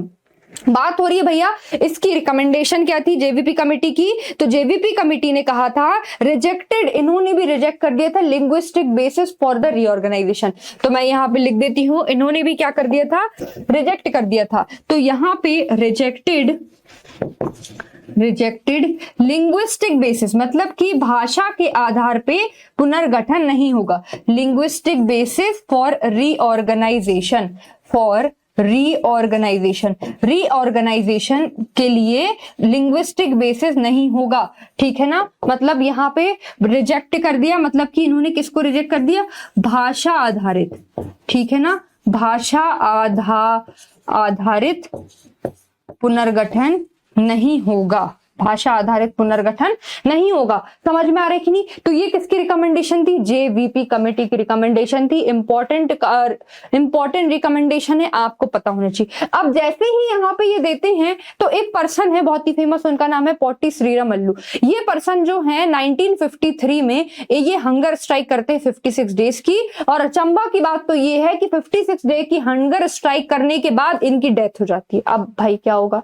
डेथ हो गई, मतलब कि लोगों में आक्रोश बढ़ गया, सरकार जो है वो चिंता में पड़ गई कि आखिरकार अब क्या होगा, क्योंकि डेमोक्रेसी पीपल के लिए है। और अगर एक भी इंसान की इसकी वजह से, आप कह सकते हो रीऑर्गेनाइजेशन, पुनर्गठन की वजह से डेथ हो रही है, मतलब this is a question mark on the government पे क्वेश्चन मार्क है। समझ में आ रहा है कि नहीं?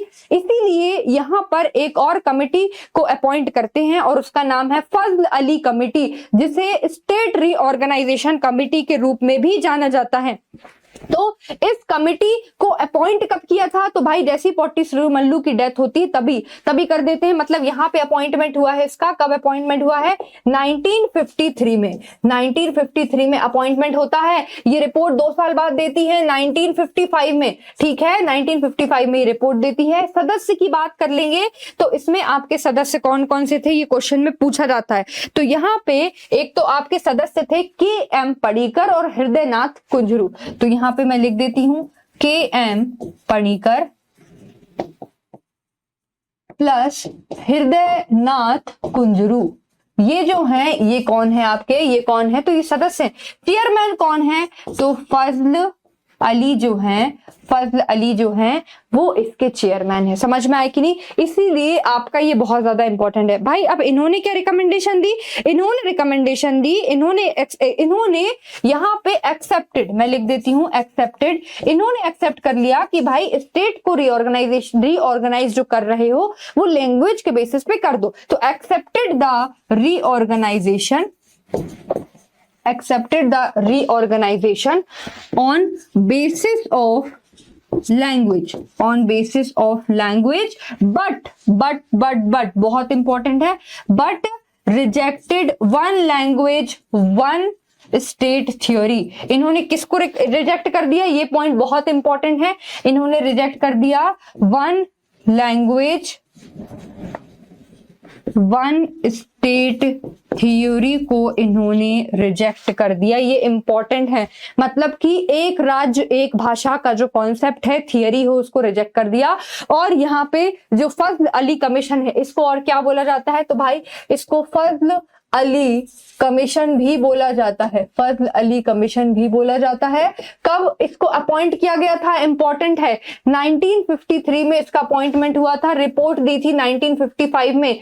हृदयनाथ कुंजरू और के.एम. पणिकर मेंबर हैं, वहीं पे फजल अली जो हैं वो इनके चेयरमैन हैं। सुझाव रिकमेंडेशन क्या दी थी कि इन्होंने भाई रीऑर्गेनाइजेशन कर दो लैंग्वेज के बेसिस पे, लेकिन one state one language theory का कॉन्सेप्ट जो है वो अप्लाई नहीं होगा। समझ में आ रहा है कि नहीं? तो ये जो है ये आपका आखिरकार बेसिस बनता है किसके लिए? 1956 के, किसके लिए? स्टेट और यूटीज के फॉर्मेशन के लिए। तो इसके बाद जब 1955 में रिपोर्ट देते हैं तो 1956 में हमारे सामने एक तस्वीर रहती है। उस तस्वीर में हमें देखने को मिलता है कि भारत में यहां पे आप देखोगे तो 14 स्टेट हो जाते हैं और 6 यूनियन टेरिटरी। ये 1956 की तस्वीर है। तो भारत में हमें क्या देखने को मिला? 14 स्टेट और 6 यूनियन टेरिटरीज। लेकिन मैम आज की कंडीशन तो ये नहीं है। आज तो हम देखते हैं 20 स्टेट और 8 यूनियन टेरिटरीज। समझ गए कि नहीं?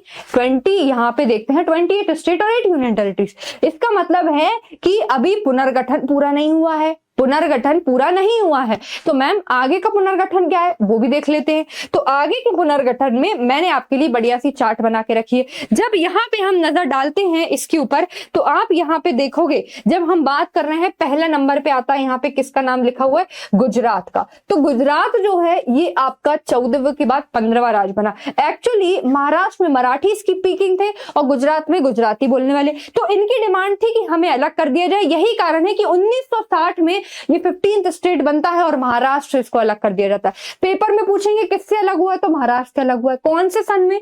1960 में। समझ गए कि नहीं? उसके बाद है गोवा दमन एंड दीव। 1961 में गोवा दमन एंड दीव, आप सभी को पता है गोवा जो था वो किसके अंडर में था? पोर्टुगीज के अंदर में था। पोर्टुगीज पहले ऐसे यूरोपियन थे जो भारत में आए थे और आपके ऐसे यूरोपियन थे जो आखिरी तक भारत में रहे, मतलब भारत को आखिरी में इन्होंने छोड़ा है इन द ईयर 1961। तो यहाँ पे गोवा को केंद्र शासित प्रदेश बना दिया जाता है। यूटी मतलब कि केंद्र शासित प्रदेश, केंद्र शासित प्रदेश बना दिया जाता है। फिर यहाँ पे बात हो रही है भाई नागालैंड की। नागालैंड जो है, नागालैंड की जब हम बात करते हैं तो नागालैंड 16वां राज्य था, ये 17वां था। और ये आपका चंडीगढ़ तो यूनियन टेरिटरी बना था तो ये नहीं होगा।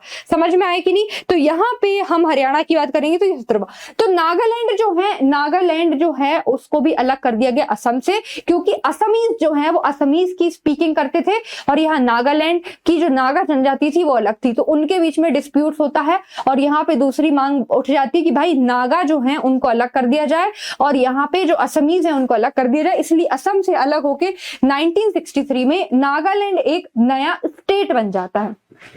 वहीं पे बात होती है हरियाणा और चंडीगढ़ की। तो सेम ईयर में 1966 में ही पंजाब से 2 चीजों को अलग कर देते, एक तो हरियाणा एक चंडीगढ़।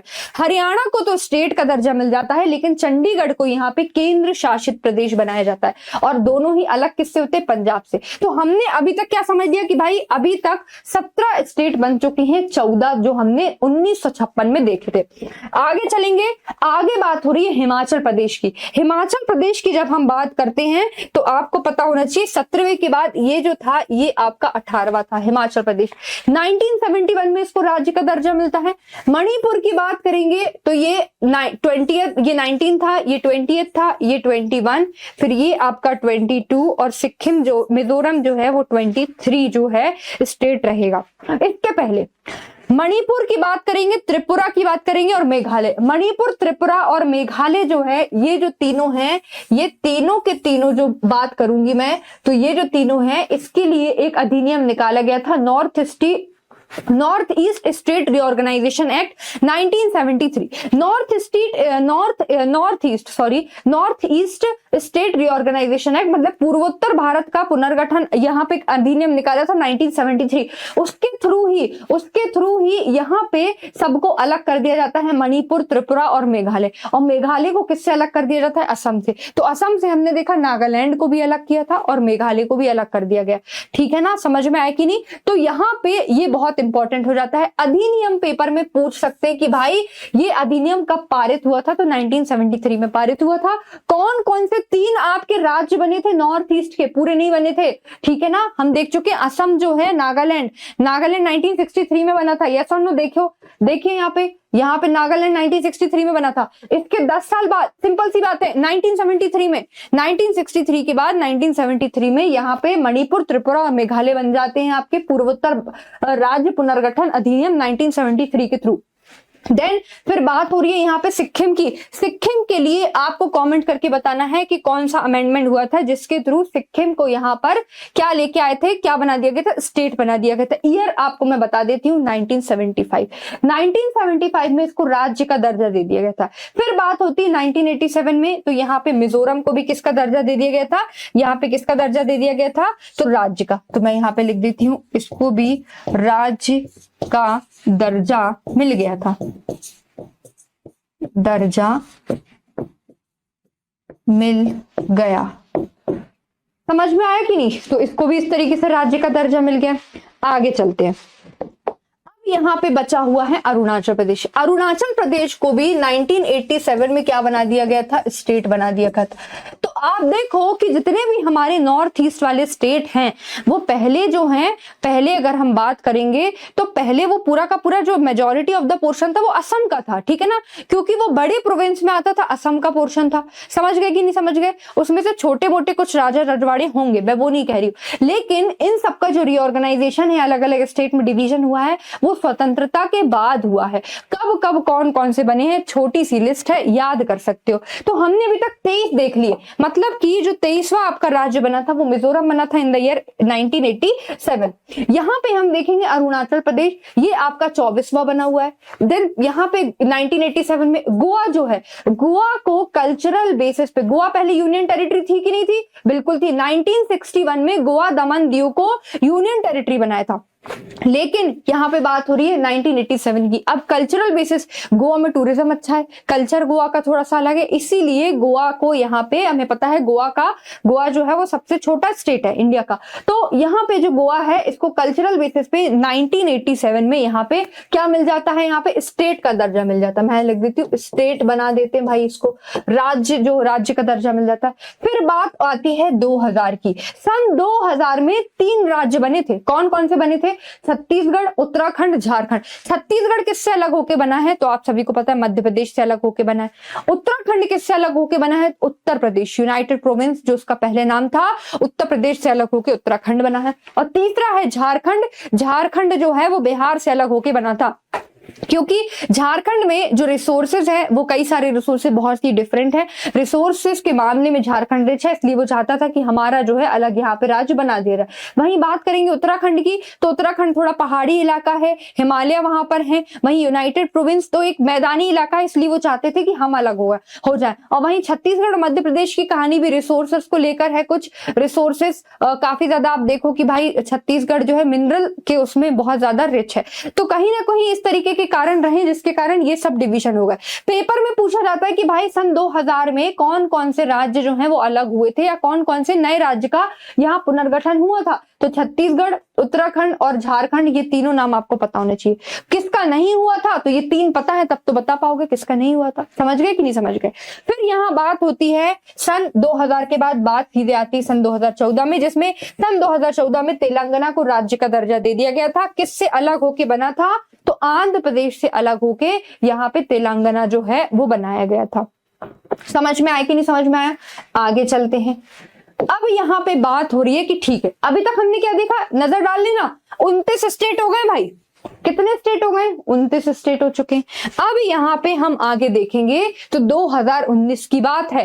2019 में जो जम्मू कश्मीर एक स्टेट हुआ करता था, जिसे स्पेशल प्रोविजन, स्पेशल दर्जा दिया गया था। मैंने आपको याद है कि नहीं, मैं आपको जब वो पढ़ा रही थी इंटीग्रेशन, तब मैंने बताया था कि हरि सिंह ने किस तरीके से मदद मांगी थी और बाद में 370 के थ्रू इसको स्पेशल दर्जा दिया गया था। तो वो यहाँ पर जो जम्मू कश्मीर है 2019 में जम्मू कश्मीर को यहाँ पे खत्म कर देते हैं, मतलब जम्मू कश्मीर को स्टेट का दर्जा हटा देते हैं और इसको 2 पार्ट में डिवाइड करके जम्मू और लद्दाख, और दोनों के दोनों ही यहाँ केंद्र शासित प्रदेश जो है वो बन जाते हैं। केंद्र शासित प्रदेश यहाँ पे बन जाते हैं। इतना समझ में आया कि नहीं? तो अभी तक हमारे पास सिर्फ 7 थे, ठीक है ना। इसको मिलने के बाद हमारे पास 9 यूटी हो गई हैं, 9 यूटीज। लेकिन अब यहाँ पे क्या होता है कि 26 जनवरी 2020 को जो दादर और नागर हवेली और दमन एंड दीव है, 26 जनवरी 2020 को अस्तित्व में आ जाते हैं कि ये दोनों हैं, ये एक ही यूनियन टेरिटरी है। अब क्योंकि ये एक ही यूनियन टेरिटरी है तो भाई यहां से जो 9 है, 9 से हमारे पास वापस कितनी हो गई, 8 यूटीज देखने को हमें मिल गई। समझ में? मैं बहुत ही सिंपल तरीके से समझा रही हूँ, बिल्कुल कंफ्यूजन वाली बात नहीं, बहुत इजी और आसान तरीके से आपको बताया है। भाई 7 यूनियन टेरिटरी थी, फिर यहां से 9 हो गई और 9 के बाद इनको अलग कर दिया तो वापस से 8 हो गई। तो आज की स्थिति आपकी क्या हो गई, प्रेजेंट स्टेटस क्या हो गया, 28 स्टेट और 8 यूनियन टेरिटरीज। ये आपने देखा, ठीक है ना, देखा कि नहीं देखा? तो ये जो है ये आपकी यहाँ पे क्या है, प्रेजेंट सिचुएशन है। तो भाई यहाँ पे 29 है ना, यहाँ 29 है और मैम कह रही है आगे 28 कैसे हो गई? तो भाई जम्मू कश्मीर जो था 2019 में स्टेट था तो इसको हटा के यूटी बना दिया तो एक कम हो गया ना। समझ गए कि नहीं समझ गए? तो एक कम हो गया, इसलिए यहाँ पे 28 स्टेट बचे हुए हैं और यहाँ 8 यूटीज आपकी टोटल हो गई हैं। यूटीज कैसे हुई हैं मैंने आपको ये बता दिया है, एक बार यहाँ पे लिख देती हूँ, यहाँ से ओके लिख तो दिया ही मैंने, यूटीज आपका ये है। तो यहाँ पे हम देखेंगे तो इस तरीके से मैंने आपके लिए पूरा का पूरा यहाँ पे कंप्लीट करवा दिया है। क्या कंप्लीट करवा दिया है? राज्यों का एकीकरण, that is integration of the state, और साथ में पुनर्गठन, that means reorganisation of the state. हालांकि आज भी अगर हम देखेंगे तो कई सारे ऐसे क्षेत्र हैं जो एक नए राज्य को बनाने में या नए राज्य की डिमांड करते हैं, मांग करते हैं, वो हमने सारा का सारा देख लिया। इसमें से मैंने आपको जितनी भी चीजें बताई हैं वो प्री के लिए बहुत इंपॉर्टेंट हो जाती है, चाहे वो ईयर हो, चाहे वो स्टेट का नाम हो, चाहे वो किससे अलग होकर बना हो, चाहे अगर कोई कमिटी है तो उसके मेंबर्स का नाम, उसका ईयर का फॉर्मेशन का नाम, रिपोर्ट उसने कब दी, रिकमेंडेशन क्या दी। इंटीग्रेशन की बात होगी तो कितने प्रिंसली स्टेट थे, किसने सरदार वल्लभ भाई पटेल ने रोल प्ले किया, किसके साथ, वीपी मेनन के साथ, और उन्होंने जिन दिन को भी ऐड किया है तो उनके वहां के राजा कौन थे, जम्मू को ऐड किया तो हरि सिंह थे। समझ में आ रहे कि नहीं? तो ये सारे के सारे जो फैक्ट्स हैं आपके लिए प्री के लिए बहुत ज्यादा जरूरी हो जाते हैं। कई सारे बच्चे इस वाले टॉपिक को छोड़ देते हैं, लेकिन मैं चाहती हूं आप इसको भी पढ़ के जाए और बहुत ही आसान तरीके से मैंने सरल भाषा में बायलिंगुअली, जैसा कि आप लोगों की डिमांड थी कि मैम प्लीज बायलिंगुअली कर दीजिए, तो मैंने हिंदी इंग्लिश दोनों ही भाषाओं में आपको सरल तरीके से आज समझा दिया है। So that is all about today. Thank you all of you and very very all the best for your prelims examination. All right.